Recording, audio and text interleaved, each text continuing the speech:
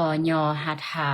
วันทากราบน้อมต่างดวงดอกซ่อมมาทุบบุปผาตัวข้าม่อนน้อยกราบไหวทูลสาไตรรัตนาสามดวงเก้าเงาไหวเจ้าสังฆะครูบาอาจารย์ตนกองวัดงามสั่งสอนม่อนค่าสั่งสอนม่อนค่า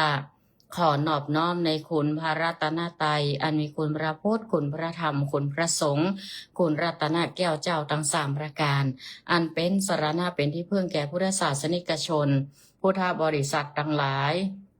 ขอย่อมือ10 นิ้วถวายความเคารพมายังครูบาอาจารย์พระเทรานุเทระครูบาสังฆาพระสังฆาธิการพระสงฆ์ทุกรูปทุกตนขอความสุขความเจริญในธรรมขอจงมีแก่ศรัทธาญาติโยมสาธุชนพุทธศาสนิกชนทุกท่านธรรมะสวัสดีมายังปออุ้ยแม่อุ้ยลุงป้านาอาศรัทธาญาติโยมสาธุชนเด็กละอ่อนเยาวชนนักเรียนนักศึกษาตลอดถึงผู้สนใจในธรรมในโอกาสลำดับต่อจากนี้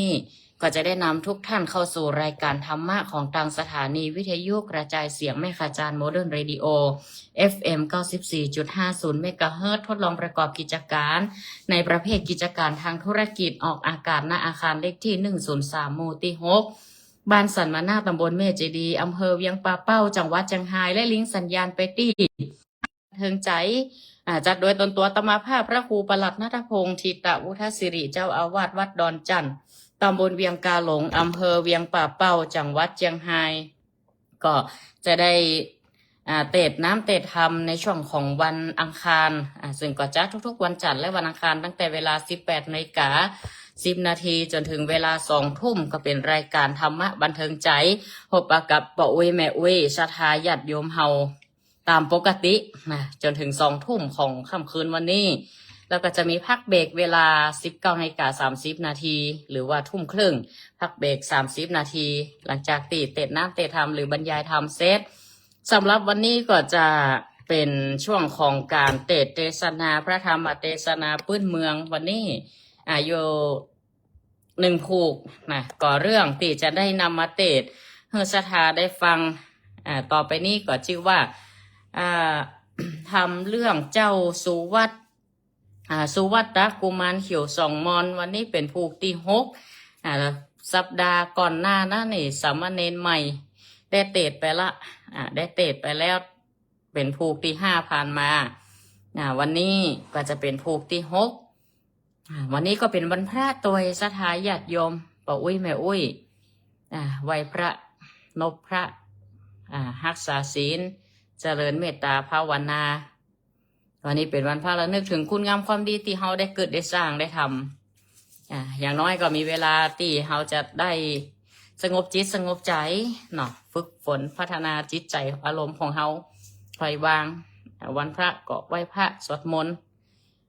แผ่เมตตาอันนี้ก็เป็นหลักตีในการเจริญภาวนาของศรัทธาญาติโยมแบบพื้นฐานและนึกถึงศีลศีลของเฮาเว้นจากการฆ่าสัตว์ตัดชีวิตเว้นจากการลักทรัพย์และขโมยถือเอาสิ่งของที่คนอื่นบ่ได้เฮือมาเป็นของตนเองมีความโลภเนี่ยเป็นต้นแล้วก็เว้นจากการประพฤติผิดในกามเว้นจากการพูดปดมดเทศพูดส่อเสียดคำหยาบพูดเพ้อเจ้ออันเป็นวจีกรรมและเว้นจากการดื่มสุราเมลัยของมึนเมาให้โทษยาเสพติดทุกชนิดสุขภาพจิตสุขภาพกายเฮาก็จะดีตัวศรัทธาญาติโยมเย็นมาแรงมาก็ทำหน้าที่ธุระ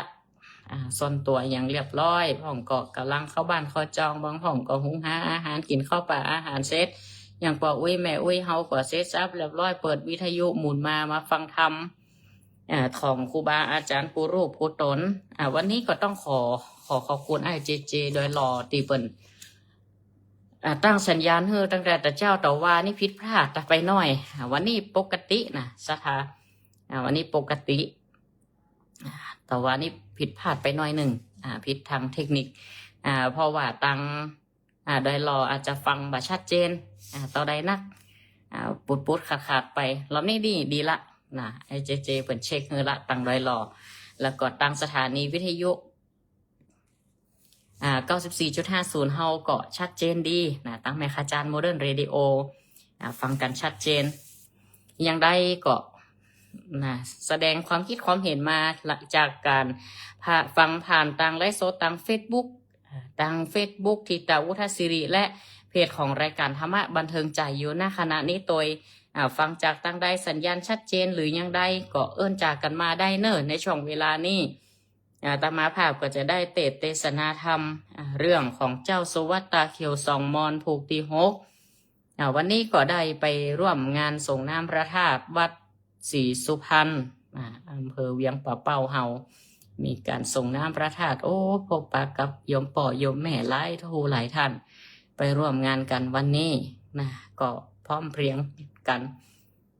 เป็นภาพที่งดงามเป็นประเพณีวัฒนธรรมที่ดีงามการส่งน้ำพระธาตุและวัดศรีสุพรรณเพิ่นมีพระเจ้าเก่าด้วยหรอประจำวัดโดยพระเจ้าดองติบเปิ้นเนาะสำหรับวัดดอนจันทร์เขานี่ก็มีพระสิงห์2พระธาตุวัดดอนจันทร์นี่จะส่งน้ำนี่ตามประเพณีนี่กำหนดเอาสถาหลังออกพรรษา1 สัปดาห์คือตรงกับวันอาทิตย์ก็ผ่านมาแล้วเนาะปีนี้นี่เราออกพรรษาแล้วก่อนเป็นลูกล่าคอหอม เมษานี่ก็จะมีงานใหญ่ก็คือแห่พระเจ้าปีใหม่ก็จัดกิจกรรมทั่วไปปีใหม่เมืองเขานี่เหมือนตามปกติที่เขาสืบทอดกันมาปีใหม่เมืองเขาช่วงเมษาและวันที่15มีตอดผ้าป่าเพื่อที่จะสมทบทุนต่อที่จะปกเสาสร้างซุ้มประตูโค้งวัดดอนจันทร์ก็จะมีเสาบริวารโดยรายละเอียดจะได้นั่นก็อยู่ใน Facebook ของอาตมาภาพทิตวุฒศิริภิกขุสอบถามกันได้เนอะว่าจะคิดว่านะถ้าต่อผ้าป่าแล้วจะปกเสาวันชัดมงคลพฤษภาวันที่4ทัดนั้นปาแหมสักเดือนหนึ่งเกือบเดือนนะก็จะทำพิธีปกเสาวันชัดมงคลนี่มงคลหมดล่ะสถาเกิดปรารถนาสิ่งใดขอให้มันได้สำเร็จจะสร้างให้มันสำเร็จรุ่ล่วงด้วยดีทางนั้นทางนี้ก็ต้องอาศัยพุทธบริษัท4เท่านั้นเนาะเสาเอกมันมี4ต้นหรอภิกษุณีอุบาสกอุบาสิกาภิกษุณีบรรเทานี่เมีย ภิกษุณีก็อาศัยพวกเขาไม่เขานะกะแม่ชีตั้งหลายเนาะแม่ชีผู้ปฏิบัติประพฤติศีลภาวนาช่วยงานศาสนาเฮามีอุบาสกอุบาสิกาเจ้าพุทธพระสงฆ์องค์เจ้าสามเณรตั้งหลายครูบาอาจารย์ช่วยกันเป็น4เสาก้ำจูพระพุทธศาสนาเสาหลักเสาเอกก็เลยมี4ต้นด้วยกันเสาบริวารเห็นนะข้างละ8ต้นรวม16ต้นแม่นละข้างละ8 บวก8 16ของวัดสันคูทองของครูบาสีเมือนเปิ่นก็จัดเหมาะอีนะวัดดอนจันทร์ไปหันก็ใครได้ยังเปิ่นท่านน่ะ ก็จะโป๊กเสาไว้นะก็ร่วมกันเอาชาทาเขาเอากันเป็นการร่วมกันคนละเล็กละน้อยก่อยๆกึดช่างไปเนาะปวกมันพอมันก่อหางมันจะน้อยมันก็สำเร็จได้วันหนึ่งนะแล้วก็แปลงจะน้อยก็ด้วยอาศัยความสมัครสมานสามัคคีบุญเตรียมมาเปาะกันเพิ่มกันมาร่วมกันมันก็สำเร็จไปวันใดวันหนึ่งนะถ้าสำเร็จบ่อยนี่มันได้ปิติหรอกว่าเขาจะแปลงกันมาตานพระป่าเช็ดก็ต้องลื้อถอนต้านไส้ต้านแตนลื้อถอนอย่างเรียบร้อยสลาเปิดมาคุดลุมคุดยังตั้งเสากันเป็นช่วงไปกว่าจะสำเร็จมันก็ต้องใช้เวลากรุงโรมไม่ได้เสร็จภายใน1 วันเนาะใช้เวลานะสถาสิ่งมหัศจรรย์ของโลกสมัยก่อนที่บนแปลงเนี่ยยาวเหยียดพอตังอียิปต์เปิ่นวะตังนครอย่างนครวัดอีกมันก็มันจะสร้างภายในวันเดียวก็ใช่แรงงานใช่จึงปัญญาตัวใช่จึงแรงกายตัวแรงใจตัวถึงจะเป็นสิ่งมหัศจรรย์ของโลกที่เปิ่นยอมรับนับถือก็เพราะว่าความสามารถแล้วก็แรงศรัทธาแรงบุญต่างๆที่มันเกิดขึ้นสำเร็จขึ้นมาก็ยังเพื่อประโยชน์ สืบไปหน้าอาตมาภาพก็เกินนำมาพอสมควรแล้วก็จะได้แสดงพระธรรมเทศนาปืนเมืองเรื่องสุวัตกุมารเขียวสองมอนก็คงจะต้องเตดไปทีละเล็กละน้อยเนอะญาติโยมเพราะว่าวันนั้นไปคลินิก ยังมาหายดีเด้อกล้ามเนื้ออักเสบตั้งขี้ข้างนี่ญาติโยมขี้ข้างนี่หายใจเข้าแต้ๆมันก็ไข่แกนจัดนะก็ว่าจะไปพอสักเดือก็ล่องมาได้ก็บ่หายเนาะกินยาเสี่ยงจะเป็นซองแผงแล้วนะบักข่อยต่อใดเตือแต่มันไม้ก็ไม่ก็ก่อยเตดไปเนอะชะทาตั้งอกตั้งใจสดับรับฟังเนอะ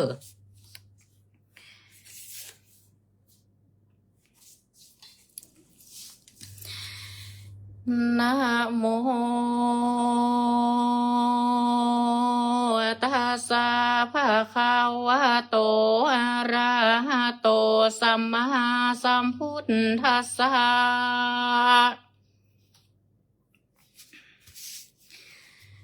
ล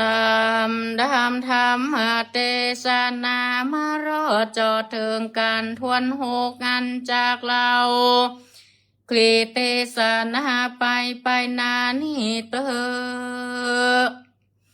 อาธาโมนิกันโตราชาจำปานาคาเรโทมานาสาสามทังดังนี้ตาในกาลานานเล่าเต้าปิตาตนป้อก็มีโทสากรรมเกียรติวันหางมีเหตุเป็นฉันใดป้อยเอาสัตว์จังไรมาโยมาสมโซเรียงแฝงเอามาแอมข้างปอก็เป็นเจ้าจ้างก็หากยินอายจะแลนางจันตาเฮยลูกดาวป้อยเอาสัตว์ต่างดาวมาแฝงกินแหน่งใจตีโตดว่าพระญาณิโชดใจตันเอานกตัวเขียวอยู่ก็ไม่มาเลี้ยงไว้เป็นเคยยามนั่นคนตั้งหลายก็จากันตัวดาวพับแผ่นเต้าหนักก้อนใจจะแลตามุนีปินตามหาราชาในกาลานั้นเล่าตนนอเจ้าราชาหันว่าพระปิตาตนป้อปากตันต่อคนหลายว่าเฮอสู่ไปกล่าวถามยังนอเนาโบตีแม่กาลีกินให้ใจบาปมาข้าหาตนโกเฮาจากดูเฮอทีเฮอเป็นตี้แรงแฝงคนได้แปลงเอาเฮอมันมีเจือฉันได้จงไขมาไว้รีบเตอเฮาก็ตีตันใจจริงเอาเขียวคนคำรีบมาโดยอันกินกล้วยอยู่กลางดงกูก็จักปงตกแต่งเอาตั้งแห่งนกเขียวแลมารีบเตออาทะในกาลา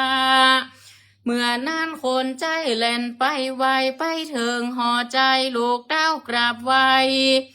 กล่าวยังกำว่าข้าแดสารีคิงบางเฮยนาดน้องมาโนบาทปาตาวาปิตาตนป้อใจข้าน้อยหนอมาเอากับนกเขียวคำไปพอพระปอเจ้าไข่หันก็จริงมีกรรมบอกกล่าวไว้กราบเต้าราชา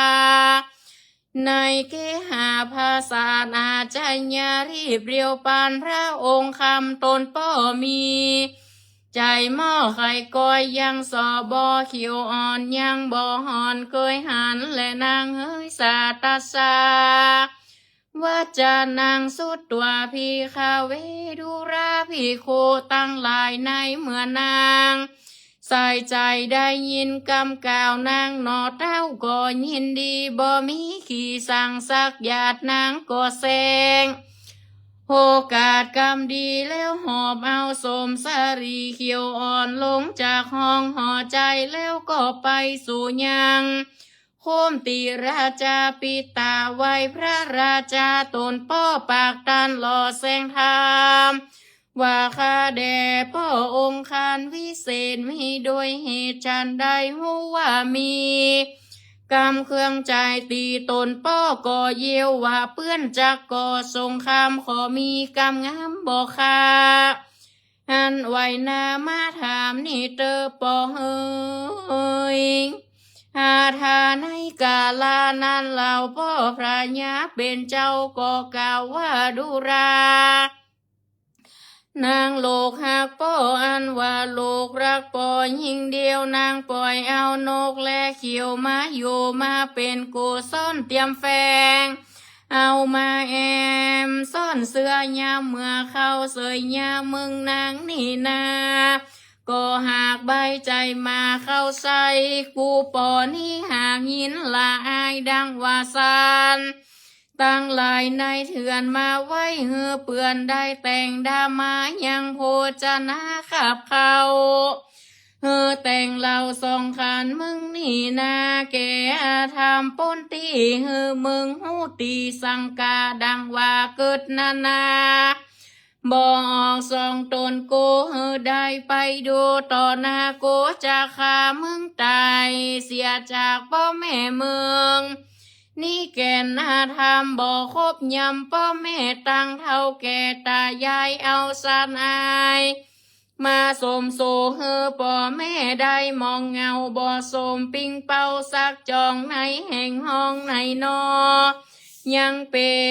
นเขียวงอบ่ออกโกจักเงาออกไปฟันเพราะว่ามึงบ่คบยำพ่อแม่ตั้งแต่นี้ไปนามึงบ่ล่างว่าจักได้เป็นนกแทมสองจะแลยามนั้นนางจอมใจได้ยินกำพระบาทปิดตาตนป้อแล้วปิดไม่แก้วนอกจากหอคำก็ยกออกตามไว้แล้วนกและแก้วก็กับเป็ดเป็นคนมีรัศมีตนเลื่อมส่องในแห่งห้องหอคำเป็นเปลวมันมาเหมือนดังอินตาที่ราชนั้นอยู่แห่งห้องไปบนยามนั่นคนตั้งหลายหันเจ้ามีผิวบ่เศร้าเรื่องงามเนตตางามใส่สองรัศมีพองจับตาอยู่หลายแสนคนหลายคนตั้งหลายปองเงินนาเคินพอก็ออกปากว่าพุทโธพุทโธมีตนตัวปอสานร้องเสียงลั่นไปมากลัวหินผาก้อนใหญ่ตกลงมาใส่จับหัวเขาก็กลัวเอากันนี้ไปเสียงคนซานันเนื่องนั้นคนยำกันกองไข่อุ้มลูกให้เป็นโจมเสียงคู่คานตาเสียงราลาเลิงคนตั้งเมืองกว่ามากเจ้าน้อยราตนบุญฝูงโมคนและไพรเงอเจ้าหนอไทยเขียวคำมากกระตำใดดังอีกเสียงคนมีนันเนืองพระตนคำเขียวอ่อนก็เมื่อรอทองห่อใจไปถึงสายใจน้อยหน้าเจ้าสองเจ้าหากจมบ้านก็มีวันนั้นแหละนาในกาลนั้นเจ้าหนอจันตั้ง101ตนก็มีวันนั้นแหละยังมีในวันหนึ่งองค์พ่อเจ้าจริงทุนควันก็เอายังโกมานเขียวอ่อนขึ้นสู่ห้องหอใจกระตามมังกาลาสายโหดโลอาภิเษกเจ้านอราชาขึ้นเป็นพญาสาเวยราชเป็นเจ้าพาลาเป็นพญาแตนตนป้อตาลาบต่อเต่ายาว่าจีหลังแลนาตาโมนิกันโตราชตังราชังการาเปสีดังนี้ภิกขเวดูราภิกขุตั้งหลายราชาอันว่าพระยามุนีกันโตตนป้อก็ปากตันต่อบุตตาว่าดูราสายใจเฮยที่ราจงโยสาเวยราชเป็นพญาเยาวยาไกกาไปอยู่กลางป่ารากว่าห้องหิมหามปานเจ้าจงเอาไม้คำคานวิเศษไปท้าบายบอกเหตุมอบไว้กามปิตาเจ้าจงเสวยราชพาลาเป็นกาสัตตาธิราชเป็นเจ้าภาพปุริตินิเต เฮกาทิวสังยังมีในวันหนึ่งเกิดว่าเจ้าโสวัตตากุมารมีอาการอันเกิดจอบได้ขวบครอบปีปลายเจ้าก็มาคืดใจโยคะคอยเกิดถึงเจ้านอน้อยอันอยู่กลางไพอันเป็นสายใจน้องลาอยู่ป่าหญ้ากลางดงเจ้าจอมองค์อยู่กับเปื้อนในกลางเถื่อนคนเดียวหูว่าภายพอบเรื่องมากนักเจ้าก็บ่ปากสักกรรมมีนางนงคานนางโยกใกล้ใจเดือดไม่ปานไฟย่ำนั่นนางผิวสายวิเศษก็กล่าวโดยเหตุว่าจะว่าดูราละจาตนยศใหญ่มีนาใครเล่ลนหูว่าแก้วตามนปีเจ้ามีเมียอยู่เฝ้าไปหลังอยู่กองหันจมมากวันนี้นาหากดูมองบ่อันก็ร้อยว่าสารีบัวทองเมียอ่อนอันก็อยู่ท่ากองหาอันจะเหลือเป็นเหตุใดฉันใดก็ปอไข่เก่ามาจริงเตอปีเฮยตาในกาลายามนั้นเจ้าโสวัตตากุมารได้ยินเสียงสานทวนอกหอระไทยจริงคานไข่กำกล่าวเฮอรู้ข่าวปอหันว่าดูราสรีสุพานเฮยน้องนาดปีก็บ่เป็นพญาติอันใดปีก็บ่เจ็บใจในและน้องปีก็บ่มีเมียโยห้องไปหลังปีก็เกิดถึงเขียวคำในเถื่อนได้ฝากกับเปื่อนคนเดียวเกิดถึงสมเสียวน้องคาหันโยแหล่งลาหิมมาปานในดงด้านกลางป่าขอนางน้องจุงกว่าไปคอยังไม่สุขอตีบเจ้าปอเจ้าปีจากไตเต้าไปเอายังรัตนาเฮาหนุ่มเนามาโยเฝ้าด้วยกันยามนั้นนางจันตาก็มีใจนักมากกว่าเจ้าพรากไปหายเหตุว่านางใส่ใจรักยิ่งบ่จริงใครเฮือเจ้าไปนั่นแหละนะปออินโดโตคาอันโยธากองหายามนั้นนางก็ไปไว้ซา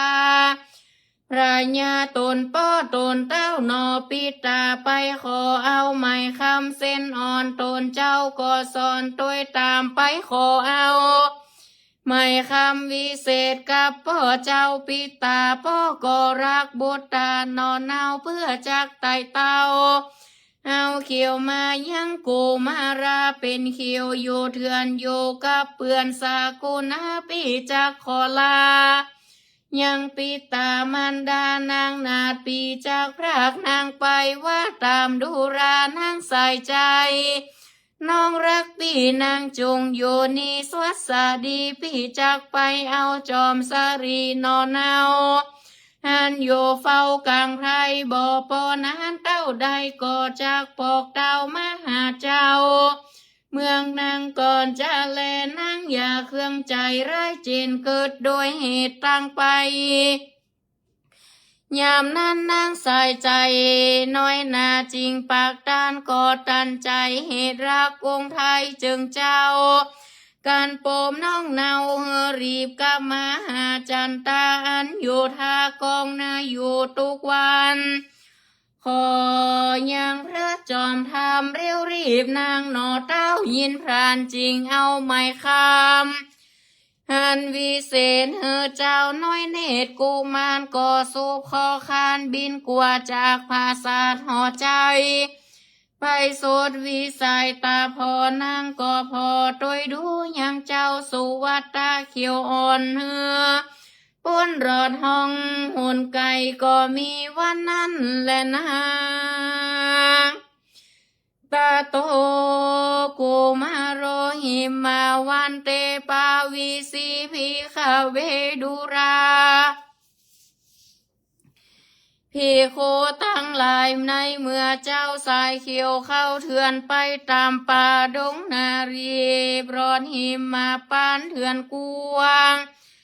ในป่าจ้างดงไผ่หันสาขาเฟยเหนือกลมปัดเปิกไปมาในอรัญญาตีกวางในแตบข้างตีนดอยไก่จอยโวยเรียวรีโนกร้องมีนั่นเนืองก็หันบุญเรื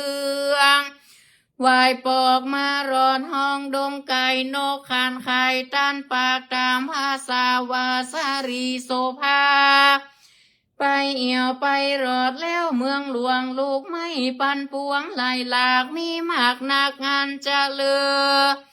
ในกาลาเจ้าหนอไทยกูมานก่อไข่กำคานตันตอบว่าลูกไม่มากลวงลายนานำได้แต่เล่าเต่ามีเจ้าอยู่ไกลแดนมีหลายแสงหลายสิ่งสับปะยิงมีหลายเต่าว่ามีใจผู้หนึ่งเหล่ามันบ่คนหน้าภัยโพดบ่หูโทษคนสั่งเป็นคนใจดำล้นตีบ่มี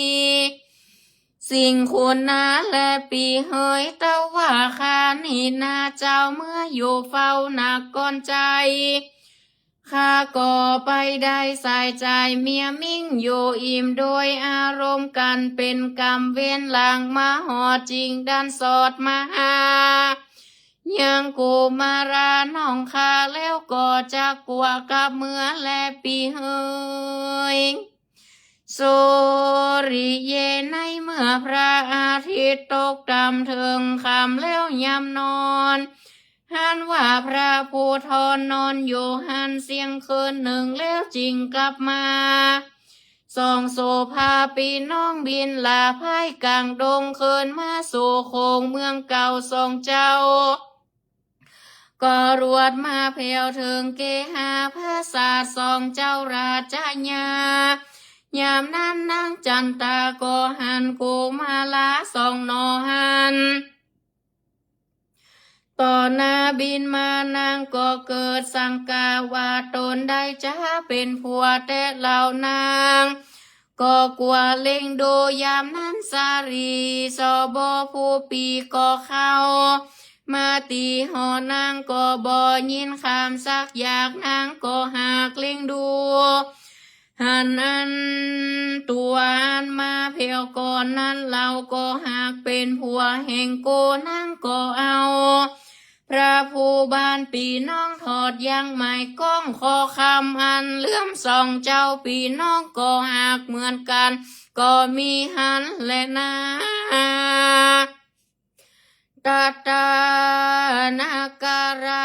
โภคาชิงโซในเมื่อเจ้าเมืองหลายสามตกโพพำหุมกันเสนานนั้นหลายหมู่บ่หูกี่ร้อยหลากหลายมาเสียงหรือจาตัวฟ้ามาไข่หันนาเจ้านอลาบุญมีปานปุรีจากแตกมั่งก็มีวันนั้นแลนางตาตาโมนีกันโตราจารย์ว่าพระญาโมนีกันโตก็มาเว้นยังเจ้าน้อยนาดกินเมืองเตจะเรื่องไปนาเป็นเจ้าฟ้าแก่ไพรป้าจาสะเวยจำปาเตต้องเฮอส่งเจ้าปีน้องโยสะเวยเมืองสัมปติเรื่องเต้นป่อเฮอเจ้านอรัตนากุมารสองใจรามตนยิงสนุกยิงตามบุญก็หากมีวันนั้นแลนาตาตาโพธิสัตโตอากาสันติวาโรคันจิงเตจานุภาเวนานาการังวิหารติสาทาโวดุราโสโตจนาสัพปุริสัตตั้งหลายจงฟังนิยายอันพระเสริฐอันล้ำเลิศโลกาปางเมื่อพระมหากษัตริย์ธิราชนั้นเป็นเจ้าอาจราชามิเตจานุภาพยศสาลาบเลือจ้าฟงประชาจมไพรมาโยใกล้แต่ปาตาและนาตาตาโสวัตโตนามาโพธิสัตโตสัมมาสัมพุทโธอโหสิ ดังนี้พิขเวดูราภิกขุตั้งหลายนิยายอันนี้จะกล่าวเฮอได้หูข่าวยังตันเต้าโกริยาเมืองโกริยาเป็นมหากษัตริย์เจ้าจ้างภาพเมืองกวางโกริยามีภรรยาจมกูทวนกันอยู่ในเมืองสมบัติเรื่องใจจ้ามีเจ้าโกริยาหากเป็นพาทานมีนางนาสนมงามบ่เศร้าในภาษาเจ้าปุรีมีมเหสีชื่อว่านางจันตาเทวีตนยิ่งเสวยสิ่งสมบัติเป็นมหากษัตริย์ราชในเมืองกว้างใหญ่กวนจมก็มีแลตาตาโกลิยาราชาโปกาโกอาโหสีดังนี้ภิกขเว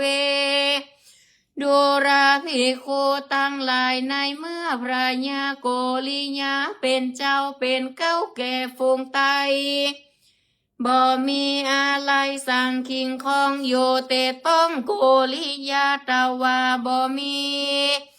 บุตรบุตรีสาเวยราแตนรัตนาจาดเงินคำพระองค์คำโศกเศร้าเหตุว่าบ่มีลูกเต้าสายเครือยังมีเมืองอันหนึ่งอยู่เหนือจวยวันออกคนเข้าออกนั่นเนืองราชาเรืองอยู่สร้างมีเจ้าจ้างอยู่คนเดียวโยกายน้ำสมุทรใหญ่ไปนาไตเตียวไปสมุทรไหลต้องพาบ่อจำกว่าไปได้ตกวันไปเอียวลาในตาน้ำริมวังกันได้ป่าก่อนนำมา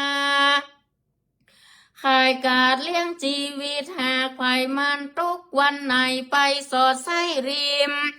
น้ำใหญ่สมุทรหลวงคนปันพวงเอียวลาในตาน้ำสาวปลาทงเหี่ยวเหตุตอดไปรอดแล้วก็ตอดลงงมเป็นเปลือกตมพาผาดเขานั้นหากอาธรรมบ่มีกรรมเกิดรอดแห่เขานั้นหากตอดลงวังทุกวันหันเตียวกลัวในตาน้ำวังใสก็มีวันนั้นแหละนาโสวาตาจาตากังนิทิตังขีญาสังวันนาวิเศษเตสนาห้องเหตุยังโสวัตตาเกี่ยวทรงมอนผูกทวนหกกอบังคมสมเล่เสร็จแล้วเต้านี้ก่อนแล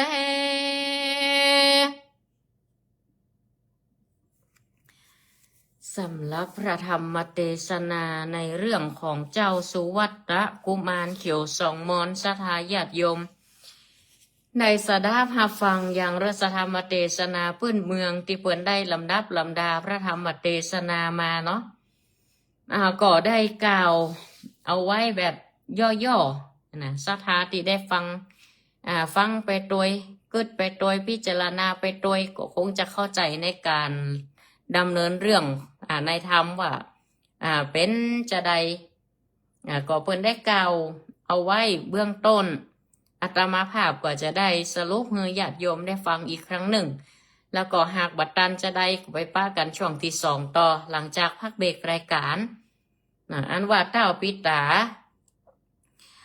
ก็คือพญาเจ้าเมืองพญาเจ้าเมืองมีใจโกรธาว่านางคนเนี่ยลูกสาวเฮาเนี่ยมันเป็นจะใดกวนก็หันว่าเอานกอันเป็นเดรัจฉานเนี่ยนกอย่างนกคำเขียวอีวะสะทะมาอยู่มากินมาเลี้ยงมาพอในห้องจะรับก็เอารับตัวนอนก็เอานอนตัวคนตั้งหลายก็หันจะอ่านอีป่อนี่ก็หากละอายแต่เนอเป็นแถวพญามหากษัตริย์หากว่ากำลังได้ลูกเคยเป็นนกเนี่ยก้าปล่อยเอาสัตว์ต่างดาวต่างแดนมาแฝงมากินมาใจหักยังลูกยังเต้ายังผัวภรรยาสามีกันอันว่านกตัวเขียวอยู่ไม่กล้าเนี่ยอยู่ตกแพะตกปลายังเอามาเลี้ยงเนี่ยอย่างนี้นะก็คือว่ามหาพญาเจ้าเมืองผู้เป็นป่อก็ กินแหน่งแข้งใจกลัวละอายต่อคนตั้งหลายนะก่อนในคณะนั่นพญาเจ้าเมืองผู้เป็นป่อก็บอกให้คนตั้งหลายว่าให้ไปหายังลูกสาวเขาเหรอเอามาห้องมันมาแล้วเอานกมาตุยนะเขาใครหูว่านกตัวเนี่ยมันมีชื่อว่าจะได้เอามันมาเอามาฮึกพอฮึกกอยขณะนั้นเองลูกสาวของพญาเจ้าเมืองนี่ก็เอานกเขียวขนคำนี่เนาะอันอยู่โต๊ะแผวห้วยแผวดอยในแพะในป่ากินกล้วยอยู่ในแพะในป่าก็ยังว่าเอามาเลี้ยงเอามันมาให้พอให้ป่อพญาพอในขณะนั้นคนตั้งหลายก็ไปถึงหอใจของลูกสาวพญาเจ้าเมืองก็ได้อู้คำสั่งของพญาเจ้าเมืองให้แก่นางสลีคิงบาง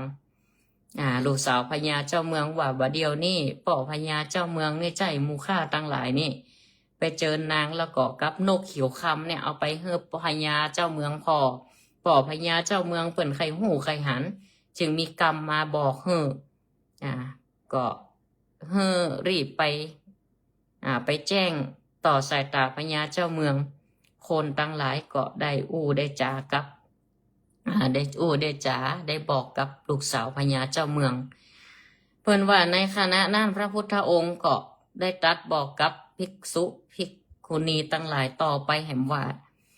ในคณะตีนางใส่ใจนั่นน่ะลูกสาวพญาเจ้าเมืองนั่นได้ยินคนตั้งหลายกราบทูลคำสั่งพญาเจ้าเมืองว่าใครหูใครหันนางก็ได้มีใจเกียรติเนี้ยนะก็มีใจยินดีก็ถือว่าเป็นโอกาสดีก็หอบเอาเอาเจ้าสีเขียวอ่อนก็นกคำเขียวเนี่ยเขียวคำเนี่ยสถาเอาไปตีคุ้มราชพญาเจ้าเมืองก็ไปไปสาพญาเจ้าเมืองผู้เป็นป่อไปถึงติโยของพญาเจ้าเมืองแล้วก็ด้วยกรรมจัดงามว่ามีเหตุอันใดก็ว่าอีป่อมีกำเกียรติกำเคืองอันใดในตัวข้าหรือว่ามีคนจะมาก่อศึกสงครามขอบอกให้ข้าได้หูให้ได้รับทราบในคณะนั้นพญาเจ้าเมืองก็กล่าวว่า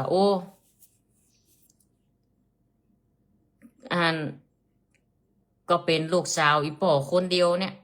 แต่ก็มีกำเกียรติอยู่ว่าจะได้ว่าปล่อยเอานกแลเขียวมาอยู่มาเป็นกูซ่อนนอนแฝงเอาไม้แอมมาเลี้ยงในเชื่อในผ้าบอกว่ายามรับยามนอนมันก็บ่เหมาะบ่ควรบ่สมเปิงกับลูกสาวพญาเจ้าเมืองสักหน่อยงูผู้เป็นพญาเจ้าเมืองก็อายเปิ่นดังว่าสัตว์ทั้งหลายอยู่ในเถื่อนนำมาไว้เป็นเปื่อนเนี่ยยกขันตกขันเข้ามากะเจ้ายังบ่พอเด้อยังดาแหมขันเอาไว้ให้นก นกแลเขียวนี่แหมมั่นใจพญาเจ้าเมืองก็เกลียดขึ้นมาแหมเนาะด้วยอารมณ์โกรธเกลียดจักน้อยก็เป็นลำดับเกลียดมานักแหมน้อยนะก็โดยระดับความโกรธนะขึ้นมาแหมจิกโดยบอกหูตัวทั้งที่เป็นลูกสาวตัวเก่าแต่ดังว่ามาพอต่อหน้าเหรอว่าจะฆ่ามตายเหี่ยจากป่อแม่เนี่ยจะได้ว่าบ่คบย้ำป่อแม่เข้าแก่ตานายตั้งหลายยินละอายขนาดเอาซัดมาสมสู่ได้จะได้มันบ่เปิงสักจ่องบ่มีห้อยยังที่ไหนเนาะถ้าเบาออกมาพอกูจะเอามาฟันมาแตงเนี่ยขณะนั้นนางจอมใจได้ยินคำสั่งผู้เป็นป่อก็จำเป็นจำใจที่จะได้ยินคำป่อได้กล่าวแล้วก็ปิดไหมแก้วปิดเอาไหมแก้วนั่นออกจากคอของนกแลเขียวตัวนี้ยกออกดำแล้วจะเป็นจะได้ต่อ ยกออกแล้วจะเป็นจะได้ต่อก็ย่างได้ถ้าเอาปอกออกเอาไหมคำออกปรากฏว่านกแลนั่นนกแลแก้วนี่ก็กลับเปรตกลายเป็นคน โอ้มีรัศมีออกมาใส่ส่องในแห่งห้องหอคำของพญาเจ้าเมืองเป็นแก้วเป็นแสง มันเนี้ยเมื่อเนี้ยหยาบเป็นเปียวมันมากมาเหมือนดังพระอินทร์ลงมาน่ะรอเบ้าเหมือนว่าพระอินทร์แถลงลงมาจากเมืองบนแถลงตนเป็นคนฝูงคนตั้งหลายที่มีผิวพรรณบ่เศร้าเรื่องงามน่ะรัศมีได้ส่องจับตาสทาญาติโยมหลายแสนคนเอาก็ว่าพุทโธพุทโธเกิดมาบ่หันสักเดือแปลงตีนแปลงมือสั่นยงห้องเอิ้นกันเสียงสั่นไปมากว่าตดกว่าตาตีได้ไปจมไปว่าได้ไปติชินนินทาเปิดก็ป้ากันหนีไปก็มีเสียงระลึกละลาด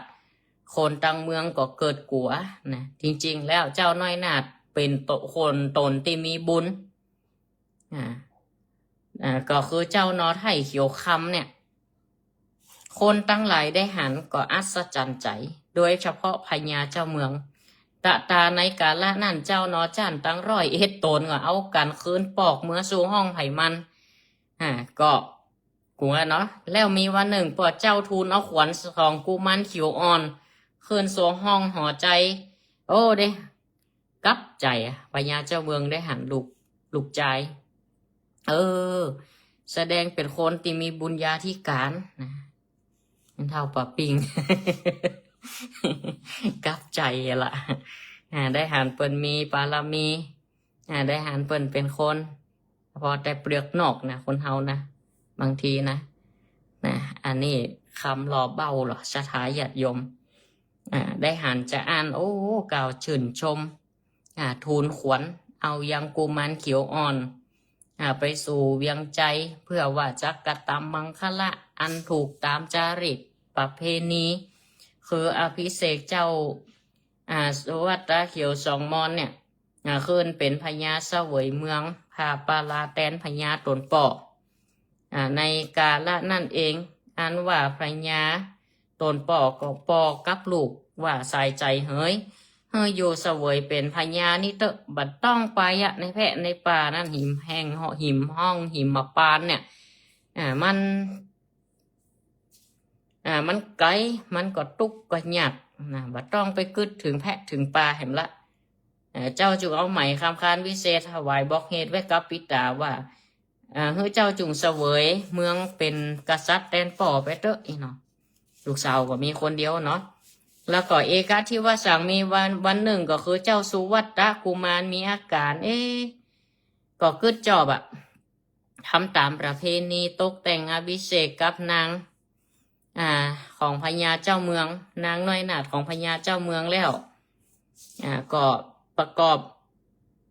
สิ่งอันที่เป็นหน้าที่ของตนก็อยู่ในเมืองเมืองนี้ก็ได้อยู่สักปีกว่าควบปีปลายในธรรมเพิ่นว่าก็คือปีปลายก็มาเกิดใจพอเกิดถึงน้องที่อยู่กลางป่า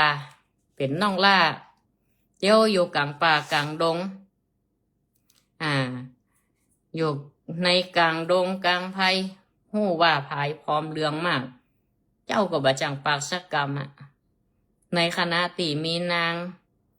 ลูกสาวพญาเจ้าเมืองนั่งอยู่ใกล้โอ้เจ้าสุวัตก็กินนอนบ่ได้เกิดถึงน้องลาดก็โดยเหตุว่าไข่เลล้นไข่ไปหารผู้เป็นน้องและแหมยามก็เมียเนาะอยู่เฝ้าไปหลังจากกองหาแหมก็จะเนี่ยยังได้อันนี่นางสลีบัวตองเมียอ่อนนี่จะก้อยท่ากองหามเหตุฉันได้อีเนาะจะอ่านเจ้าสุวัตกุมารได้ยินได้หู้ได้หันว่าน้องเป็นยังได้ยังเป็นยังได้ก็เลยว่าจะไปตามหาผู้เป็นน้องตีอยู่ในป่าเรื่องจะดำเนินเป็นยังไงสถาติตามไมเนอร์ก็ขอพักเบรกไว้เพียงตอนนี้เจริญปอนวัดจะดีมีหลักฐานเพราะบ้านช่วยวัดบ้านจะสวยก็เพราะวัดดัดนิสัยบ้านกับวัดผัดกันช่วยยิ่งอวยชัยถ้าผลัดกันก็บรรลัยทั้งสองทาง ขอธรรมสวัสดีมายังศรัทธาญาติโยมสาธุชนพุทธศาสนิกชนทุกท่าน เจริญพรและธรรมสวัสดีในช่วงตอนเย็นนี้มายังศรัทธาญาติโยมป้าอุ้ยแม่อุ้ยลุงปานาอาศรัทธาญาติโยมสาธุชนทุกท่านโดยที่ได้ติดตามรับฟังรายการธรรมะบันเทิงใจของต่างสถานีวิทยุกระจายเสียงแม่ขจารโมเดิร์นเรดิโอ FM 94.50 เมกะเฮิรตซ์และเครือข่ายขึ้น 98.75 เมกะเฮิรตซ์วัดห้วยตองซักเรดิโออำเภอจอมตองจังหวัดเชียงใหม่และในเครือข่ายของคลื่นสีขาวเพื่อชาวประชาซึ่งครอบคลุม 8 จังหวัดทั่วภาคเหนือติดศรัทธาได้ติดตามรับฟังการฟังธรรมะการบรรยายธรรมะจากครูบาอาจารย์และให้ตนหลายองค์ด้วยกันในโอกาสนี้เป็นช่วงที่2ของรายการธรรมะบันเทิงใจหลังจากที่ช่วงแรกอาตมาภาพพระครูประหลัดณัฐพงศ์ทิตวุฒศิริเจ้าอาวาสวัดดอนจันทร์ก็ได้เตดทำเมืองเรื่องของสุวัตตกุมารเขียวสองมอนผูกที่6เนาะก็สรุปตั้งแต่ช่วงแรกเอาไว้ว่าหลังจากที่ลูกสาวพญาเจ้าเมืองคือนางจันตายเนาะ เปิ้นก็ได้เอานกมาเลี้ยงนี่นะเอานกแลเขียวมาเลี้ยงเอาไว้แล้วก็มีปอกไหมค้ำเนี่ยซุกคอเอาไว้อีนะถ้าถอดปอกออกนี่ไหมค้ำนี่ก็จะเป็นปอจายนะก็คือเจ้าสุวัตตกุมารนั่นเองพญาเจ้าเมืองห้องลูกสาวตัวเก่าเข้าไปหาเพื่อว่าจะถามว่ามันเป็นจะไรไปมาจะไรว่านางถึงเป็นลูกของกษัตริย์จะไรว่าเอานกเอาเดรัจฉานอยู่แพะอยู่ป่าอยู่ดงไหนบ่ฮู้เอามาเข้ามาในบ้านในเมืองเอามานอนอยู่ในคุ้มแล้วก็บ่ายปอดาขันโตขึ้นถึง2ขันก่อนถึงเจ้าถึงซัดก่อนเนี่ยอย่างเดียวกันอีปอนี่ก็ยินละอายจัดนักเป็นพญาเจ้าเมืองนี่นะก็เลยมีอาชญาบอกให้ลูกสาวนางจันตาที่เข้าไปเข้าไปพบจะสอบถามกำล้อแล้วเอานกขึ้นมาให้อีปอก้อยพอตัวพญาเจ้าเมืองก็สั่งให้เอานกไปพอขณะนั้นเองคนตั้งหลายโจดจันกันขนาดว่านั่งอย่างยังใดนี่เอานกมาเลี้ยงเอามาแฝงแหนบข้างพองกับเป็นหัวเป็นเมียกันขณะนั้นนางเองก็เลยทอดไหมคำเฮือพญาเจ้าเมืองออกปรากฏว่าเป็นเจ้าสุวัตกุมารเป็นปจายลักษณะดุจองค์อินมีรัศมีงามใสวาวาบคนตั้งหลายต่างตื่นตกใจกันบักเกยหันจะอีกัวเป็นโตดเป็นตาผ่องก็หล่นนี้ผ่องก็หันที่หนีที่ฟอคนคิงลูกผ่องก็มีนะในธรรมเปิ่นว่าไว้จะอ่านพรรณนาเอาไว้ขณะนั้นเองพ่อพญาเจ้าเมืองหันจะอ่านเป็นบุญเป็นบารมีเนาะเปลี่ยนใจทันที จะได้ลูกใจเป็นผู้มีบุญญาวาสนามีใครเทียบได้เนอะงามดุจองค์อินเหมือนคำหล่อเบ้าออกมาใจวาดอยู่ในร่างของนกแลเขียวขณะนั้นเองพญาเจ้าเมืองก็ขอให้สุวัตกุมารเนี่ยอยู่ตามจารีตธรรมเนียมเหียทำพิธีมังกรมงคลอภิเษกสมรสให้อยู่กับลูกสาวตัวเก่าแล้วในคณะเดียวกันอยู่มาได้สักกว่าปีปลายเจ้าสุวัตตกุมารก็เกิดถึงน้องใจฝากกับเปื่อนไหวก็เป็นนกสกุณานี่นะเนาะอยู่ในป่าซ่องตัวน้องก็เป็นห่วงน้องกินบ่ได้นอนบ่หลับเกิดใจอยู่หั่นประมองบ่เศร้านางลูกสาวพญาเจ้าเมืองจันตาก็หันอีปีวะนี่ช่วงนี้อย่างมาพอกินบ่ได้นอนบ่หลับเป็นอย่างจ้ามีตุกใจอย่างใดขอเล่ามาเจ้าสุวัตตกุมารก็เล่าให้ฟังว่าไอ้นี่ละไอ้เขียวคำอยู่ในป่าฝากไว้กับเปื่อนฮะจะเป็นดีมีให้ยังใดบ่ฮู้ใครปิ๊กไปเอามันถ้ามาอยู่ด้วยกันนี่อ้ายก็จะขอปิ๊กไปพอน้องใครไปเอี่ยวนางจันตาก็หันอันก็บ่อยากเพื่อจะไปไหนเพราะความฮักความห่วงหาให้เจ้าสุวัตกุมารก่อมเฮือไปไหนกว่าไปปีกหูเนาะสลาญาติโยมก็เลยอันเนี้ยก็เลยไปทูลบอกพญาเจ้าเมืองบอกพญาเจ้าเมืองว่า อันขอปอกคอคำหรือไหมคำเนี่ยคืนเพื่อว่าจะคืนล่างเนรมิตเป็นนกอย่างเก่าไปโต้ยหาผู้เป็นน้อง ก็ไอ้เขียวคำนะอยู่ป่าฝากไว้กับเปื่อนมันยินดูมันเนาะอยู่สองตัวนะเอ็น่ะคำโหจะยังใดเงินตายมีให้จะใดอยู่ดีมีใจอย่างใดก็บอกฮู้ก็ว่าจะเข้าไปแอวหาน้องไปตามหาเอาน้องมาอยู่ด้วยกันนี่และในคณะนั่นเองเจ้าสุวัตกุมารก็อู้กับขอพญาเจ้าเมืองพญาเจ้าเมืองก็บอกว่าโอ้ข้าใจไปข้าใจมาขอเฮือมีโจกมีใจก็เอาไหมคำนั้นซุกปอกคอตีพญาเจ้าเมืองหมอบคืนเฮือก็เป็นโนบินไปหาผู้เป็นน้องขณะนั้นเข้าไปในป่าโอ้ลมปัดกิดกิ๋วไปผ่านป่าดงพงไพรต่างๆหลอดหิมป่าหิมปานเพราะเดียวก็ลมปัดมาเสียงเนืองนันพันนาถึงแพะถึงดอยนกตั้งหลายได้หันจะอั้น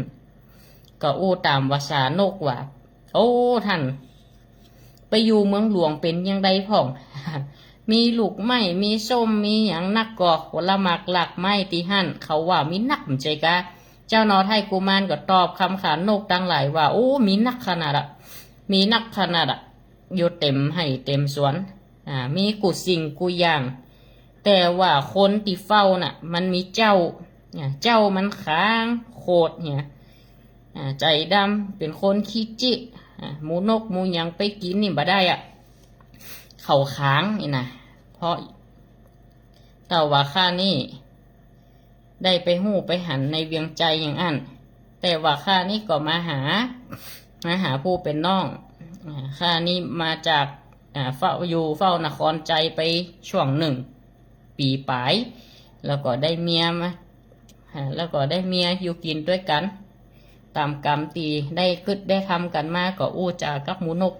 เรานั่นน่ะจนมาหอดกุมารผู้เป็นน้องแล้วก็ว่าจะปากันปิกเมือยังเมืองของนางจันตาน่ะสถาญาติโยมก็คือนครจำปาของพญาเจ้าเมืองตีขอลาผู้เป็นป่อปิกมาหาน้องต่อนั่นก็อู้กันไปอู้กันมาก็ปากันไปหอดถึงเมืองจำปาในขณะนั้นนางก็หันว่าโอ้เจ้าปีบินมาแล้วน่ะ2 ตัวเอาแล้วตัวใดเป็นหัวข้านี่นะเจ้าโหได้เป็นหัวข้าก็คือตัวที่บินมาก่อนแน่นอนนี่นะขณะนั้นก็เอาไหมคำออกก็ปรากฏเป็นเจ้าสุวัตกุมารก็อยู่กินกันพญาเจ้าเมืองก็ทำพิธียกอภิเษกเพื่อเป็นพญาเจ้าเมืองแตนตนไปหน้าก็ปกครองไพร่ฟ้าประชาราษฎร์เพราะและก็ช่วยกันดูแลบ้านเมืองพร้อมกับเจ้ารัตนกุมารผู้เป็นน้องหรือว่าเจ้าเขียวคำนี่นะสถามันเป็นน้องก็พญาเจ้าเมืองปกครองดีเจ้าบ้านก็ต่างมีปิติมีความสุขชื่อเสียงก็กระหึ่มเรื่องลือไปยังเมืองต่างๆก็ต่างมาอยู่ใต้สมภารบารมี แล้วในขณะนั้นเองพระพุทธเจ้าก็ได้เล่าไปถึงเมืองแห่งเมืองหนึ่งให้อุบาสกอุบาสิกาภิกษุทั้งหลายฟังว่ายังมีเต้าโกริยาแห่งเมืองโกริยาเนี่ยเป็นกษัตริย์ปราบเมืองโกริยานี่อูแห่งเมืองหนึ่งพญาเจ้าเมืองโกริยานี่มีภรรยาอยู่2 คนปกครองบ้านเมืองมีนางสนมนาคนี่นะในปราสาทมีมเหสีชื่อว่านางจันตะเทวีแล้วในขณะนั้นเองพญาโกริยาเนี่ยเปิ่นบ่มีตุกอกตุกใจสักอย่างแต่ว่าที่มีตุกอยู่อย่างเดียวตุกอื่นนี่มีสมบัติเงินทองสิ่งแวดล้อมเปิ่นดีเข้าป่าอาหารนี่เพียบพร้อมแต่บ่มีลูกใจลูกยิงไว้สืบแดนเสวยล่ะ แตนรัตนะคำเขียวคำแดงสมบัติต่างๆพญาเจ้าเมืองก็มาเป็นตุกอกตุกใจมีสายเครือญาติที่จะเอามาสืบต่อแตนราชบัลลังก์ก็คือยังมีเมืองอันหนึ่งอยู่หัวเหนือจ้อยวันออกคนเข้าออกเนืองนั้นหมู่เจ้าบ้านก็ปากันเตียวกันค่ายอันว่าเมืองนี่นะเลี้ยงชีวิตก็ด้วยการทำมาหากินว่าเมืองนี่คือมีอยู่หิมน้ำมหาสมุทรหลวงถ้าคนใดตุกมานี่ก็เอาเหเอายังไปตอดซอปูซอปลาก็ได้กินละจีตาน้ำใสก็ได้กินละงมหอยงมปลากล้าขายกันมาอันนี้บ้านนี้เมืองนี่เมืองโกริยานี่นะแล้วพระธรรมเทศนาผูกที่6สุวัตตะเกี่ยวซองมอนก็จบลงไปตอนที่ผู้เป็นเจ้าสุวัตตะกุมารก็อยู่กับนางจำปานางจันตาที่เมืองจำปาปกครองบ้านเมืองแล้วก็เอาน้องมาอยู่ตัวจะคือเจ้าเขียวคำนั่นน่ะก็ปกครองแล้วก็ถึงแห่งเมืองหนึ่งที่จะกล่าวถึงในผูกต่อไปก็คือเมืองโกริยาแห่งพระเจ้าโกริยะโกริยานี่ซึ่งบ่มีลูกสาวจะมาแทนเป็นสืบเชื้อกษัตริย์ลูกชายก็มีลูกสาวก็มีจะเป็นจะใดต่อไปศรัทธาญาติโยมเฮาก็ติดตามกันต่อในโอกาสนี้ก็ต้องขอสุมาภัยเทรนเนอร์หากว่าการเทศนาธรรมผิดพลาดประการใดในช่วงแรกก็ดีเพราะว่าสุ่มเสียงช่วงนี้ก็ค่อย100%ต่อใดเนาะแต่เจ้าไปงานวัดศรีสุพรรณส่งน้ำพระธาตุประเพณีเพื่อนเนาะท่านพระครูปลัดอนันต์พระครูปลัดอนันต์สุธาจาโลเปิ่นก็ได้นิมนต์ไปร่วมในงานส่งน้ำพระธาตุแต่เจ้าศรัทธาก็มาตักมาถามเนาะก็ให้กำลังใจกันก็ขออนุโมทนาเจริญปอนแม่ไล่วันนี้เป็นใดพ่องชัดเจนนี่เจ้าชัดเจนดีเนาะแม่ยังน่ากับบาซาบ้านอย่าเต็ดยังก็ยังได้อยู่แม่ ได้อยู่ลงเรียนไปไหนมดเน้นติดเตดไปช่วยงานตุลุงบอกปิ๊กเด้อศรีสุพรรณเปิ่นเคยอยู่หั่นก่อนหรอเปิ่นเคยอยู่หั่นก่อนเปิ่นไปช่วยงานอย่างเป็นได้เตดเนาะเตดตามปกติจ้ะกะเจ๊พี่ข้างกันมันเด็กอย่างมันฮับเอาที่เขาต่อเขาลงเขาขึ้นเขาลงนั่นน่ะให้ดูต่ออนุโมทนากับแม่ด้วยเนอะแต่เจ้าไก่ฮั่นพอจะ100%แล้วนี่จะละเดือน6เดือน7เนี่ยกะเดือน7นี่แล้วล่ะกะส่วนเนาะเขาก็ไม่ได้อยู่ไม่ได้ขอจ้างคนมาอยู่นะแค่น่ะไปดีละอนุโมทนาด้วยแม่สาธุเนอะเจริญพรสาธุสายต่อไปเจริญพรสายจ้าคุณเจ้าแม่วิเฮือนเนาะจากวังเหนือบ้านอย่างก็แม่วิเฮือนบ้านอย่างก็บ้านเต็มต่อเจ้าแม่วิเฮือนบ้านสันต่อใส่ประจำเขาหรออยู่ดีมีซุกเนอะแม่วิเนอร์ช่วงนี้อากาศบดมืดห่อนมาแล้วนะอากาศเริ่มเปลี่ยนในช่วงนี้โนโมทนาแม่สาธุยินดีเนอะเจริญปอนธรรมะสวัสดีอนุโมทนาโยมแม่อุไรวันสันติการโยมแม่ก็ติดตามประจำนะอนุโมทนาเนอะโยมแม่อุไรวันนี่ติดตามผ่านต่างไลฟ์สดต่าง Facebook นะประจำแล้วก็อนุโมทนาโยมป่อบุญธรรมแม่รัตนาสังคำฟ้านบ้านโป่งหนองเนาะอย่างปะเป่าฮานี่ปะโยมป่อแต่เจ้าเมื่อได้ปะการโยมป่อห่วมเป็นการเตดการทำ100 บาทอนุโมทนาโยมป่อโดยแล้วก็แม่เติงแม่เรือนแก้วตะฟันรวมทำบุญกันเตดบ้านปุงหนองมาด้วยเนาะ100 บาทเนาะอนุโมทนาเนยโยมแม่เนอโมทนาทุกท่านสายต่อไปเจริญปอนประการเจ้าธนาจารย์เจ้าจะเข้าไปหาเป็นหนังที่จันตองบนนั่นเนี่ยแม่ลืมไปสักกรรมได้ไหมแต่งั้นปูทีวีไปกันนักก็โยมแม่เจ้าหลายคนอยู่เจ้าหลายคนอยู่แต่โอ้ไหนกะ พี่ทีแล้วเปิดรุ่นรางวัลแม่พอหาทางหาแชท น่ะทุกเจ้าผมได้รุ่นด้วยเปิดว่าไม่มีสิทธิ์การออกเสียงว่ะ มาเล่นได้เนอะใครได้เนี่ยบ่ฮู้น่ะ ผ่านแม่ก็ไม่ได้อย่างพยายามเป็นมีพัดลม วิทยุตัวนะ เจ้า เขาถ่า จ้าอ๋อผ่านไปหนังท่านเป็นตัวติเก้าพอดีไอ้แม่ก็เพราะละท่านก็บอกฮู้จักไอ้แม่เนาะแต่แม่ฮู้จักท่านแต่ท่านก็ แต่มันจำนะเนาะบัดจำเมาทำพิธีอะโยมแม่บอกกองทำพิธีเปิดก็ห้องไปฉันเพลละบุญเข้าบ้านเนี่ยอย่าน่ะ สักกรรมขอโทษเด้อ เป็นยังวันหลังปะเลอะแม่วันหน้ามาห่วมกันนี่ปกเสาเอกนี่ปกเสา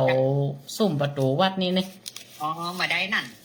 ถ้าตามแผนนะโยมแม่จะตอดผ้าป่า15 เมษายนนี่อยู่แล้วก็หางบจะปกเสานี่จะเอาวันชัดมงคลนะแม่วันที่4 พฤษภาดีเนาะสิมงคลเนาะ ดี น่ะมันตึงดีหมดอะเนาะนั่นนะ โอเค นะอนุโมทนาโยมแม่เสงี่ยมโต้ยติดตามรับฟัง สบายดีเนาะ สบายดีมีโอกาสมาร่วมกันเนอะโยมแม่ เราจะจด สา ถาม ธุสาธุดีละอนุโมทนาเจริญปอนสายต่อไปเจริญปอน เจ้ากราบไหว้สาเจ้า จากตังใดหาโยมแม่ แม่สีจันทร์บ้านให้ชมคนที่ดีหลวงเพื่อไม่สวยเจ้า โยมแม่สีจันทร์เนาะสมสายประจำโยมแม่วันนี้ชัดเจนดีบอสัญญาณ นัดเจนดีเจ้าแต่บทท่านได้ยินนั่นตอนเทศกันได้ยินตอนสรุปเนี่ยนะ สรุป ก็ยังตันได้สรุปฟังโยยินดีจัดนักโยมแม่ เจ้า สาธุ เป็น สาก ำลัง ธุ ใจเนอะ อนุโมทนาเนอ เจ้า เจริญ สุข พ ภาพด้ว ร ยเนอะ เช่นเดียวกันอนุโมทนา เจ้า สายต่อไปเจริญพร ฟังอยู่ยินดีจัดนัก โยมแม่โยมแม่ อันนี้แม่เอ้ยเนาะ เจ้า ชัดเจนบอกวังเหนือแม่ เจ้าชัดเจนเจ้า โอ้ดีละเดี๋ยวจะไปเตดวัดแพทย์ใต้อยู่แม่ วัดแพทย์ใต้วันที่ยังหาเที่ยวเนอะวันที่ยังหัวนะเดี๋ยวไก่มาบอกใหม่อันพ่อครูเปิดนิมนต์วันนั้นน่ะ มันแสะไต มาดูว่าเดือนหน้านี่นะ12ก็หาเปิ่นตั้งทำหลวงแม่จะได้ไปเตดอยู่ มีโอกาสเตดเมวันแม่สักเตียงเนี่ยก็หาตาหน้ากันกอบเวลาสักเตียงเนี่ยถ้าสัก ที่รถหลงไปนะแต่รถหนัก นั่นนะแม่ได้ก็ฟังเอาเดี๋ยวจะไล่สดด้วยบุหูนะ อ๋อ แต่ฟังย้อนหลังก็ได้เนาะแม่เนาะถ่ายทอดสดก็ได้เนาะ เจ้า เจริญป้อนโยมแม่อนุโมทนาสาธุสายต่อไปเจริญปอนเนอร์จากตังได้เจริญปอนโยมแม่บลันไปพักสายไปเห็นเนาะจับพอดีเจริญปอนติดแล้วติดต่อไปเจริญปอน1054เบอร์ไผ่ฮะติดละแต่จะเจริญปอนสายต่อไปลูกเจ้า ต่างใดฮะ ยังหนองร่องแม่น้อมตาจ้างเบียงหนองลองสายประจำชัดเจนบอแต่ว่านี่คัดข้องน้อยวันนี้ชัดเจนบอ ชัดเจนดีเจ้า อันนะบอกไอ้เจลองพอเห็นไหมแล้วอีเนาะมันคัดข้องสัญญาณน้อยอีนะเดี๋ยวเดียวดีละเนาะแม่เนาะ จ้าดีแล้ว อนุโมทนาโยมแม่ ฝนตกก่อน บัดตกเดี๋ยวห่อเพียงปลาเป้ามันอ้อยเป็นบางตีนะคืนวันนั้นไปเตะเดสเก็ตก็ลงแห่ปอดแปดกลางตังตกแต้มตกก็ห่อโยมแม่ทางละปูนเหรอละปูนตกก่อนยังเดียวกันอย่างเดียวกันนะ วันนี้ก็มืดบ่ได้นะมืดบ่ได้นั่นลำหล่อนะเนาะ เอารักษาสุขภาพตัวเยี่ยวแม่ช่วงนี้อากาศมันเปลี่ยนเดี๋ยวบดเดี๋ยวมืดเดี๋ยวห้อนเดี๋ยวเจ้าก็หนาวอยู่นะอนุโมทนาเจริญปอน อนุโมทนาศรัทธาต่อไปตีเปิ้นห่วมมาเดี๋ยวเจ้าไปวัดศรีสุพรรณร่วมทำบุญมาแม่คำปัญญาแม่คำมาหนังอู้ตัวยยมแม่ได้อู้จากันเมินวะแม่คำปัญญาร่วมกันเตดมา100 บาท แล้วก็มีอนุโมทนาแม่เกียงคำเนอะแม่เกียงคำสุภามูลอันนี้เปิ่นถวายกระลดไปรักษาตีหงยาว500 บาทโอ้อนุโมทนาขอให้โรคภัยไข้เจ็บยาได้มีเนาะอนุโมทนาด้วยกุศลเจตนาของศรัทธาทุกท่านตัวได้ให้กำลังจิตกำลังใจได้มาติดตามรับฟังกันได้มาโทรหากันก็ยินดีจะนักอนุโมทนาบุญตัวเจริญปอนกับไม่ซาลูกตู้จ้าแม่ละอ่อนจำตองเด้อแม่ละอ่อนจำตองของเตาเนาะแม่เนาะชัดเจนดีบ่ตังละปูนเจ้าชัดเจนดีตาโอ้ดีแล้วจ้ะผู้สงสารแม่จ้ะไม่ต้องสับนะก็ดูต่างสัญญาณชัดเจนโยมแม่จ้านะมันตึงมัวมืดแฟกมัวดินจะได้ก็บอกว่านั่นน่ะแม่ลมมันก็บลมมันเป็นถึงเรื่องยังควรทำนายไว้ก็งัวหล่นมาจากทิศทั้งสี่ยังกับมันจะจนกันสุดท้ายก็บัดจนกันสักกรรมมันยังเอี่ยกันเนี่ยยังพุทธทำนายควรทำนายไว้ที่ว่าเป็นนั้นน่ะเป็นลมม้วนเอาตึกถล่มมันน่ะที่ไหนเอาแหมอนเนาะน่ะกะตั้งผักได้ยินกะตึกไม้อยู่เนี่ยได้ยินกะโยมแม่มีไปสักปะเป็นสักพานเป็นมันมีไปสักปะอยู่บ้านเฮานะแม่ปลอดภัยดิบ้านเฮานี่นะปลอดภัยนั่นจังว่าหมู่บ้านนี่บ้านจำตองบ้านนี่แม่นี่เขาสบายเลยเพื่อน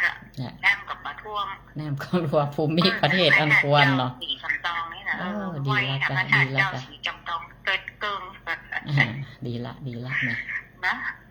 ตึกอะไรมันก็น้ำท่วมมันยังหูวันแห้งเนาะถล่มนี่กับการได้มึงได้ก้อยอ่านนะถล่มนี่นะมันเข้ามานี่นะเข้ามา8 16มันนี่นะกระด้ากับมัวมันจะไล่มาแจก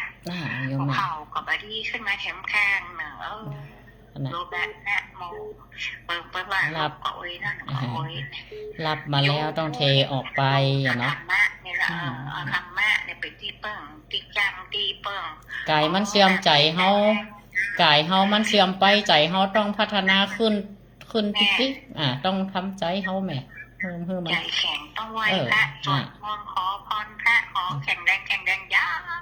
ธรรมดาสังขารมันเสื่อมแต่ใจคุณธรรมเฮามันสูงขึ้นดีที่สุดอนุโมทนาเนอะโยมแม่เนอะเจริญปอนอนุโมทนาไปเก็บไปเป็นสักของปัญหาสาธุโยมแม่สาธุจ้าเจริญปอนซ้ายต่อไปธรรมะสวัสดีเนอะจ้ากลับมาแชร์นะจ้าท่านแต่ว่านี่ขาดหายวันนี้นี่ชัดเจนไปเลยชัดเจนละชัดเจนละได้ยินกันเมื่อเนาะแม่เนาะละตัวคันละก็นาคโยมแม่ช่วงนี้นะเฮียนตัวงานตัวยังตัวหัวหลายอันหลายอย่างกึศหาศรัทธาอยู่นะเจริญปอนโยมแม่ท่านพระครูเจ้าอันกำเบลฮ้อนเมื่อเช้านั้นเย็นเมื่อวานเมื่อแรงฮ้อนดูแลสุขภาพเลยเด้อเหมือนกันโยมแม่เช่นกันดื่มน้ำให้เพียงพอเนาะห้าวักตัวห้าเกือบจะบัดดานนะเจ้าอย่างแม่ง่ายแม่มันนะ80 ไปมาแล้วเนี่ยเนาะบุญละโยมแม่บุญมาละได้เบี้ยหลายปีแล้วนี่กำไรชีวิตทั้งนั้นละแม่60คืนนี่กำไรชีวิตทั้งเห็นนะแม่ถึงคืนถึงหล่องกะเขาเปลี่ยนวิกฤตเป็นโอกาสอนุโมทนาเนอะเป็นนาฬิกานะมันเกือบจะ6 โมงแล้วด้แม่นละจะหมดเวลาแล้วนะอนุโมทนาเจริญปอนเก้าอี้ก่อนเนอะสาธุที่จังได้เพิ่งนะเจ้าสาธุเจริญปอนท้ายที่สุดของพระธรรมเทศนาการแสดงเทศ ทำเมืองเรื่องสุวัตตกุมารเกี่ยวสองมอนผูกตี6ก็จบลงไปในช่วงของรายการธรรมะบันเทิงใจติดตามกันใหม่ทุกวันจันทร์และวันอังคารเวลา 18:10 นาทีจนถึงเวลา 2 ทุ่มญาติโยมบ่โอ้ยแม่โอ้ยหลวงพ่ออาสถาตั้งหลายบ่ว่าจะเป็นละอ่อนเยาวชนนักเรียนที่เข้ามาสดับรับฟังก็สามารถได้สาระเนาะได้คติธรรมไปประยุกต์ใช้ในชีวิตประจำวันเฮาน้อมนำเอาธรรมะเป็นทางที่เขาจะประพฤติปฏิบัติด้วยกายด้วยวาจาด้วยใจติดสุจริตธรรมสร้างคุณธรรมให้เกิดขึ้นในสังคมให้อยู่ร่วมกันอย่างเห็นอกเห็นใจมีความเกื้อกูลเอื้อเฟื้อเผื่อแผ่ซึ่งกันและการแสดงพระธรรมเทศนาวันนี้ก็ขอยุติไว้ลงไว้เพียงเท่านี้อำนวยอวยพรทุกท่านอยู่ดีมีสุขเหมือนกันกุคู่กุคนสุขภาพพลานามัยสมบูรณ์แข็งแรงที่สิ่งใดปรารถนาสิ่งใดเป็นไปด้วยชอบประกอบด้วยธรรมขอสมดังกัมมกัมหาตนาการแสดงพระธรรมเทศนาปอสมควรเกเวลาเอวังก็มีด้วยประการราชนีเจริญปอนเนอร์ธรรมะสวัสดี